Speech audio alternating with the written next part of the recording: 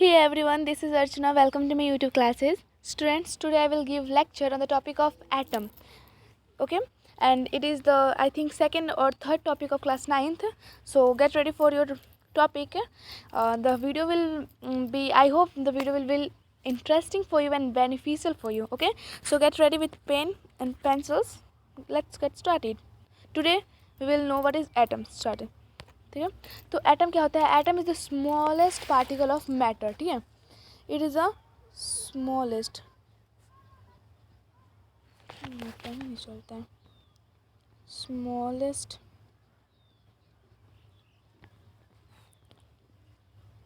Particle. Smallest particle होता है किसका? एटम का. एटम का, एक मैटर का ना स्मॉलेस्ट पार्टिकल होता है. सबसे स्मॉलेस्ट पार्टिकल को कहते हैं. जैसे कि ह्यूमन का बॉडी का स्मॉलेस्ट पार्टिकल कहेंगे लोग तो क्या कहेंगे लोग? सेल को कहेंगे लोग. वैसे ही इसका होता है. अब हम लोग इसका आज जानेंगे लोग history of atom. What was the history of atom? History atom का क्या था? तो बहुत सारे साइंटिस्ट हैं. फर्स्ट साइंटिस्ट हम लोग के इंडियन साइंटिस्ट थे जिसका नाम देखिए क्या था? महर्षि कानंद. महर्षि कानंद ने क्या कहा था? महर्षि कानंद ने कहा था कि एक चीज़ होता है मतलब पदार्थ. उन्होंने पदार्थ कहा था.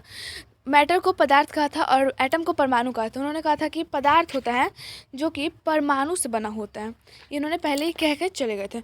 अब कुछ दिनों के बाद इंग्लिश साइंटिस्ट आए, फिलोसोफर्स हैं जिनका नाम था कुछ है, मतलब जैसे कि कुछ साइंटिस्ट हैं जैसे कि देखिए ये है डेमोक्रिटस और ल्यूसिपस. डेमोक्रिटस और ल्यूसिपस है. डेमोक्रिटस और ल्यूसिपस पता नहीं क्या बोले ये दोनों ने. इन्होंने बोला ना एकदम मतलब इंग्लिश में बोला लो कि नहीं, एक चीज़ होता है जैसे हम लोग कहते हैं मैटर, और जो स्मॉलेस्ट यूनिट होता है उसको कहते हैं एटम. तो बस वही बोला लोग कि वो लोगों ने पदार्थ को एटम मैटर और परमाणु को एटम कह दिया, बस यही. और फिर एक दूसरे साइंटिस्ट जिनका नाम था, क्या था नाम? बताओ. नाम था, बहुत अजीब सा नाम था उनका, पकुड़ा पकुड़ा कट्यायमा उनका नाम था. उन्होंने क्या बोला? इन्होंने बोला ना कि एटम में not exist in free state but में exist in the combined form of molecules. What does it mean? It means that atom जो भी होते हैं ना स्मॉलेस्ट पार्टिकल, वो ऐसे ही नहीं घूम सकते हैं भाई कहीं पे भी. उनको एक कंबाइंड स्टेट चाहिए. एक मॉलिक्यूल से कंबाइन होता है चीज़. मॉलिक्यूल्स वो आगे आप पढ़ेंगे, मॉलिक्यूल्स और कंपाउंड पढ़ेंगे. लेकिन ये जान लीजिए कि मतलब बंधी हुई चीज़ में रह सकता है, खुले में नहीं रह सकता है, ये बोलते हैं. तो ये चार साइंटिस्ट का नाम आप सब याद रखिएगा. महर्षि कानंद, पकुड़ा कट्यायमा मतलब, और डेमोक्रेसी ल्यूसिपस. ये सब हिस्ट्री बताते हैं एटम के बारे में. ठीक है, अब हम लोग की नेक्स्ट टॉपिक क्या है? Next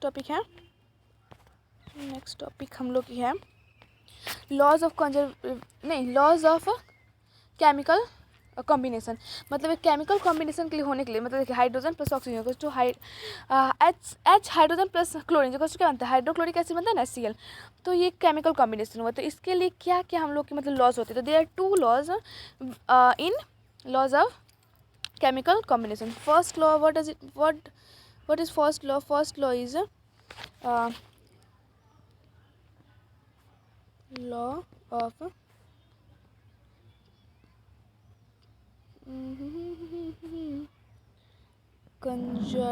laws of conservation of mass. Laws of conservation of mass. चलिए मैं इसमें आपको कुछ नोट्स नहीं दूंगी. ठीक है, मैं आपको समझा रही. Laws of conservation of mass किसने दिया था? जोसेफ प्रॉस्ट ने दिया था. जोसेफ प्रॉस्ट ने दिया था. ठीक है, जोसेफ प्रॉस्ट ने दिया था laws of conservation of mass. इन्होंने बोला था ना कि the mass of he state is atom in नहीं सॉरी वेट एक सेकंड. उन्होंने सॉरी जोसेफ प्रॉस्ट बोल दिया क्या मैंने? सॉरी ये दूसरा है. सॉरी एक सेकंड, वेट मैंने गलत बोल दिया. Sorry my mistake. यहाँ पे एंटोइन लवॉइजर नाम था यार. Antoine Lavoisier. देखो, तो इसमें बोलता है कि in any chemical reaction the total mass of reactant is equal to the total mass of product. Mass can neither be created nor be destroy in any chemical reaction. What does it mean? It means that, देखिए reactant और product क्या है, दो शब्द आ गए, reactant और product. देखिए ये है हाइड्रोजन प्लस ये है क्लोरीन, तो क्या बन गई है हाइड्रोक्लोरिक एसिड। तो इसे कहेंगे रिएक्टेंट, जो चीज़ मिलेगा रिएक्टेंट, ठीक है। और इसको कहेंगे प्रोडक्ट, जो हम लोग को मिलेगा प्रोडक्ट, ठीक है। कैसे चल रहा है पेन, देखो कुछ बुझा ही नहीं रहा। मैं अगले बार से कोशिश करूँगी ना कि आप लोगों को कॉपी में समझाऊंगा, ठीक है, क्योंकि मेरे पास प्रॉपर मैनेजमेंट नहीं है, ठीक है। तो ये बोलता है लोग कि जो टोटल मास ऑफ रिएक्टेंट, मतलब इसका जो टोटल मास है, ओके कलर चेंज करने तब आपको समझ में आएगा। जो ये कहते हैं कि जो इसका टोटल मास ऑफ रिएक्टेंट का वो पूरा इसके इक्वल, मतलब मान लीजिए कि इसका 2 + 3 है, तो इसका डायरेक्टली 5 ही होगा। तो देखिए 5 मास दोनों का सेम हो गया ना। तो यही total mass of reactant is total mass of product, मतलब मास ना ही बनता है ना ही डिस्ट्रॉय होता है, ठीक है ना। तो यही कह रहा है कि जो टोटल मास होगा ना इसका भी सेम ही होगा। ये होगा कि law of chemical reaction combination. और दूसरे बोले थे, दूसरा था लॉ ऑफ दूसरे वीडियो में कॉपी बनाएंगे पक्का, ठीक है ना। Law of, don't worry, laws of constant proportion, law of constant proportion. इसमें क्या होता है, इसमें बोलता है ना वो बेसिकली, मतलब बोलते हैं ये दिया रहता है वही जोसेफ प्रोस्ट के जो है, इन्हें बोलते हैं ना कि जो भी मतलब एक कोई चीज़ बनता है केमिकल कॉम्बिनेशन से, तो उसका एक डिफिनेट केमिकल प्रोपोर्शन होता है। जिसका मतलब मान लीजिए H2O, ठीक है। तो हाइड्रोजन का एक हाइड्रोजन कितना मास होता है, एक हाइड्रोजन का 2 मास होता है, तो 2 का कितना होगा 4, ठीक है। और ऑक्सीजन का कितना मास होता है बताइए। और okay, hydrogen lithium valine boron carbon nitrogen oxygen 8, मतलब 8 ना 16 इतना होता है। तो 1 कट दीजिए 4, मतलब 1:4 के ही, जब 1:4 में ही मिलेगा तभी वाटर बनेगा, वरना ये कुछ और बन जाएगा। तो 1:4 ऐसे आप मतलब रेशियो निकालना, ये अलग बात है। लेकिन ये दूसरा है कि कांस्टेंट प्रोपोर्शन, जो प्रोपोर्शन होगा ना इसका कांस्टेंट रहेगा।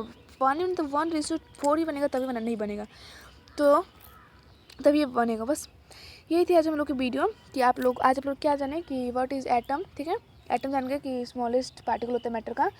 हिस्ट्री ऑफ एटम, जो कि 4 फिलोसफर का नाम बताया कौन कौन सा, और हाँ, और लॉज ऑफ केमिकल कॉम्बिनेशन। बस that's all for today. Thank you, bye bye.